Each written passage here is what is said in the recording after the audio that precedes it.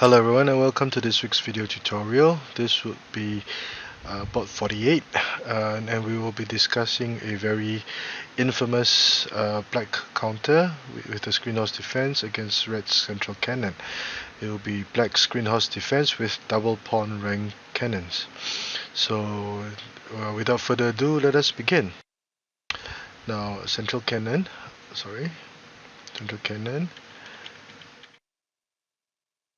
screen horse defense, and both colors go for p7 plus 1. And in this board, instead of r2 plus 6, red will play h8 plus 7 to develop his left flank. This will be a continuation of the previous board. Black would first play c2 plus 4 again, hoping to play c2 equals to 3 or c2 equals to 7 to attack. Now in this board, red would choose to attack with p5 plus 1. Now this would keep things very complicated, and it is a common method used in this situation to attack. And black would double down his blockade with c8 plus 4, hence giving the name of the variation, the double pawn rank chariot, the double pawn rank cannons of the screen horse defense, as known as 双炮过河, 屏风马双炮过河 in Chinese, and it's one of the most powerful and very volatile opening systems there is in Xiangqi. So usually red will continue r9 plus 1 as he tries to get the other chariot into action, and red will usually play c2 equals to 3 to target the elephant since the chariot had moved away. Now in the past, e3 plus 5 was played, which was a passive counter and not as powerful as this, because it would give red the chance of mobilizing the horse to the riverbank or for attack, or to h7 plus 8 to prevent the black chariot from developing. So as can be seen, fireworks are already being lit by the 7th ply. Of course, red cannot afford to lose an elephant so early. He will play e7 plus 9, and black will continue with r1 plus 2, and r9 plus 6 will be played by red. This would be the position of discussion of this board, but before we continue, would it be a good idea to play r9 equals to 4? The answer will be no, because red would simply attack the central file, and it will be a very depressing situation for red, because the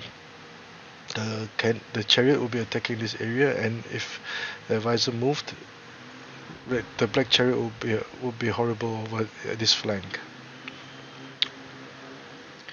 So there are two main variations that will be discussed. The first would be r2 plus 6. The second will be c3 equals to 6. So variation A, r2 plus 6. This is a more traditional way of playing this opening.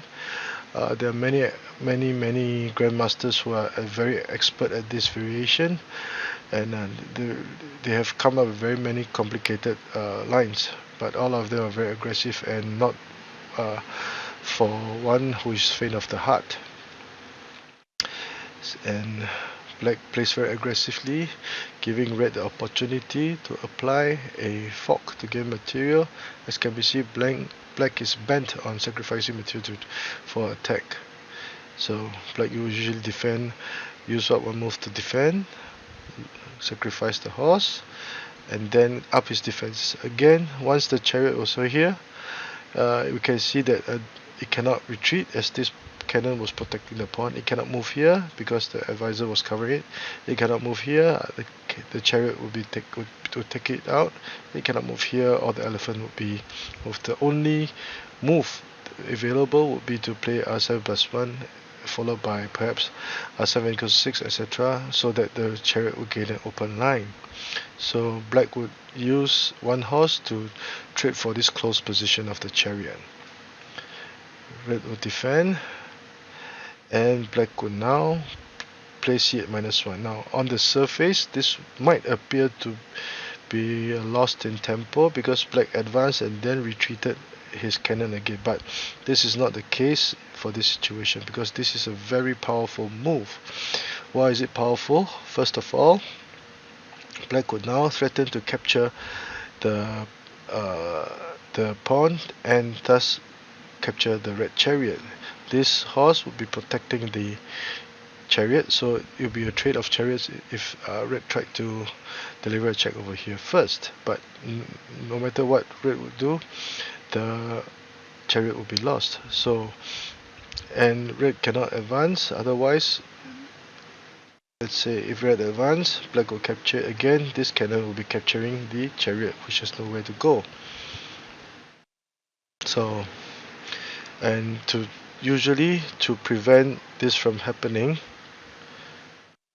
red would be forced to play p3 plus 1 and hope to capture or trade away the cannon. Of course, since the black cannon cannot capture this pawn, he will capture the central pawn and command the central file. Now he'll be very handsomely compensated for the loss of his horse with this situation. And after trading chariots, red would usually try to move his horses to attack. As can be seen, this chariot is still closed. Of course, red cannot move h7 plus 5, otherwise the cannon will be lost. And usually black would play p7 plus 1. Another option might be to play p5 plus 1, refusing to give the red horse a chance to move to the riverbank. p3 plus 1. The trading material, check. The horse is retreated to safety, but you can see that red will find it favorable in the endgame because his horse would have crossed the river. Pawn wise, both have 3 pawns, but red's pawn had crossed the river, and this would be a very powerful attack. So that is why p5 plus 1 is not a good idea, even though black wanted to protect or prevent the trade of cannons. So p3 plus 1, black would offer a trade of cannons. If this cannon captured, this cannot be lost. So sorry, c5 plus 2. After trading cannons, red tries to maneuver, forcing dislodging the chariot, and black sacrificed material to claim the positional advantage, and he can be very satisfied with this outcome. The issue of this chariot is still not been resolved. The horse cannot move. It cannot move over here to try to dislodge the cannon, and the horses are getting away. The cannon will be now pinning both horses there. So this is a very favorable outcome for black. Now to variation B, c3 plus 6, which is an even improved counter. I believe it was Grandmaster Liu Dianzhong from Hebei province who invented this move. This, in comparison to r2 plus 6, the black will not decide where he will move his chariot so early. Instead, he will traverse the cannon over here and prepare and threaten to play c6 plus 1 for a cannon skewer to gain material.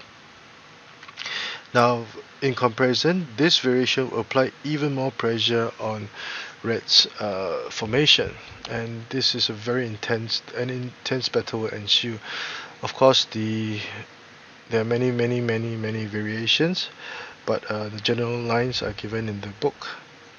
So red tries to gain material with this fork. Now if he tried to play it safe with a6 plus 5, black would do likewise, prevent red from moving to this intersection.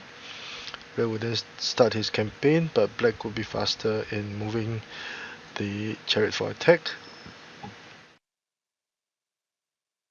And black's formation is very staunch. The pressure is tremendous. Red would have a lot of trouble trying to decide on how he would deal with the issue of this material. So basically, the double pawn rank cannons can be thought of as a very powerful blockade. So a6 plus 5 is not a good idea. r6 plus 6 to try to gain material, and black goes for the cannon skewer as planned, and red traversed the chariot to capture this horse instead of this horse. Now this is a more innovative approach. In the past, p5 plus 1 was played as red tried to mount an attack from the central file. So let us see. Check, capture, threatening to checkmate, so the black chariot cannot capture the cannon. This chariot will now move into place and try to traverse here, and the situation on the board will gradually reach a climax, and you can see that both colors are throwing everything out of the window to attack, but black has nice opportunities in this situation. So again, this is very complicated and not for the faint of heart. 6 plus 3, and black consolidates his defenses and tries to trap the chariot. Red tries to gain back, tries to trade cannons to relieve some pressure. After trading material, both colors would still be attacking. Red would attack with c6 plus 2, threatening to capture the elephant, and black would usually play k5 plus 1. Now he cannot play. This is also a possible approach whereby black will fight fire with fire, and black's position is still playable. This attack is very powerful, and again, this is a very complicated situation. So this would be the end of variation B, which is which gives a very rough idea of the double pawn rank cannons variation. And actually, to be frank, the appearance or the frequency of this opening system appearing in high-level tournaments is becoming less and less, perhaps because red would usually refuse to allow black to utilize this opening system, and because of the tremendous pressure, and things could be easily out of control. I've played the game from both colors before, and it's very exciting. The margin for error is very minimal, and often the game will be over just with one mistake. So let us review this board from the eyes of black. Central cannon, screenhouse defense, 7th pawn, and red refuses to. Red did not play r2 plus 6 but developed his left horse. Black countered with c2 plus 4, and red immediately went for the attack along the central file, and this will lead us to the double pawn rank cannons. So sacrifices have been made for black to try to lock down all the red pieces. r9 plus 1, red needs to get the chariot into business. c2 equals to 3, and so far so good. r9 equals to 4 is a sound move. r9 equals to 6 is sound. If r9 equals to 4, red would immediately attack the central file, and things will spiral out of control rapidly for red. Position of discussion: two main commonly played variations, r2 plus 6 and c3 equals to 6. r2 plus 6, the fireworks will start. Red goes for the center, black goes for a blockade. Red gains material. Black is more than happy to sacrifice. The chariot is now locked in, and at this point in time, black will retreat the cannon for a very beautiful move, threatening to capture the pawn, which is not protected because the black chariot had blocked the elephant. And p3 plus 1 to prevent the pawn to prevent the cannon from capturing this pawn will result in losing the central pawn. Check. Red tries to mount an attack from the central file, also trading cannons, hoping that if Red captured, he would solve the issue of this cannon being inactive. P7 plus 1 is the better move. Trade. After a series of trades, although black is one piece down, but he has locked in the chariot and this pawn, horse are ready to go, so he can be very satisfied with this outcome. In variation B, c3 equals to 6 was played as black further intensified the situation, preparing to go c6 plus 1 for the cannon skewer. 6 plus 6, red does not back down. If f6 plus 5, black will be more than happy to trade material and still maintain a vice-like grip on red's position. c6 plus 1, trade of material. 6 plus 3, if p5 plus 1, again black would have a superior positioning, but black will have many more nice opportunities. 3 plus 5, after trading material, both colors will be attacking, and black king will move up to prevent the capture of his elephant. And again, black can be very happy with this situation.